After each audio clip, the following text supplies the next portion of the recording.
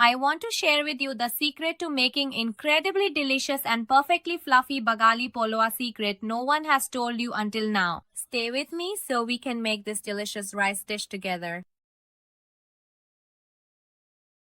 To start, we need clean fava beans. Wash them and let the excess water drain off. In the first method, trim both ends. And if you want to divide the fava beans into 4 parts, cut them in half with a knife as shown in the video. When you remove the fava beans from the pot, they naturally split into 4 parts and the skin comes off very easily.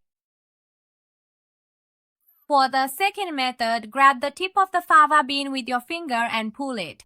It opens easily and you can remove the fava beans from the pod. This way, your fava beans will be split into 2 parts. I want to cut my fava beans in half lengthwise. Now, bring a bowl of ice water and put the shelled fava beans into the bowl of ice water. Let them sit in there for 10 minutes.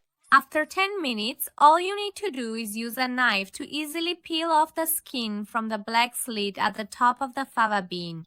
Put them into a clean bowl.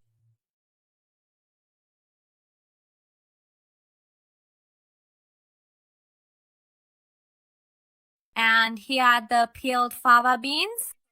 You need to soak your rice in water and salt a few hours in advance.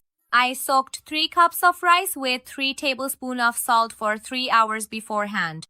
Fill a pot suitable for the amount of your rice halfway with water and place it on the heat until it comes to a boil. After the water boils, add the soaked rice to the pot. I used the rice measuring cup for my rice. You can use any measuring cup you have.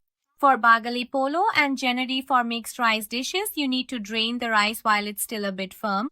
That means the outside of the rice should be soft, but the center should still be firm.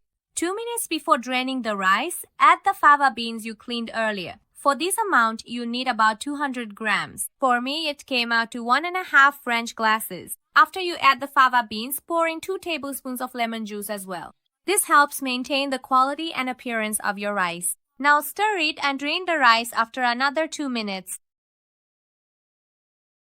Now, carefully pour a generous amount of cooking oil into the very bottom of your chosen sturdy pot.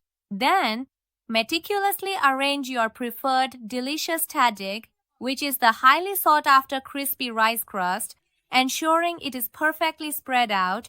If you want your tahdig to have a richer color, you can also add some turmeric. I used potatoes for mine.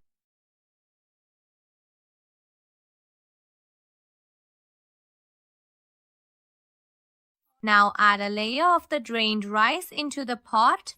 Then sprinkle 1 tablespoon of dried dill. For these 3 cups, I used 3 tablespoons of dried dill. You can also use 200 grams of finely chopped fresh dill. Layer the drained rice and dried dill alternately in the pot.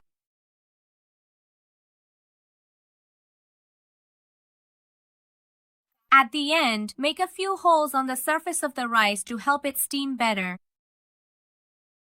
Pour some brute saffron over it as well. First, you want to add some butter to the pot. For this recipe, I specifically used 30 grams of high-quality butter.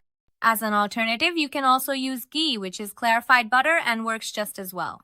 Next, carefully place a clean steam cloth directly onto the lid of the pot, ensuring it is properly positioned. Finally, gently close the lid over the pot, making sure it forms a secure seal. Put the pot on relatively high heat for just 2 minutes so that the rice steams up and the bottom gets crispy. Be careful only for 2 minutes, not more. After 2 minutes, be sure to reduce the heat to very low and let the rice steam for 45 minutes to an hour. After the mentioned time, you'll have a fragrant, aromatic, and very delicious pilaf. Gently stir it, transfer it to a serving dish, and enjoy.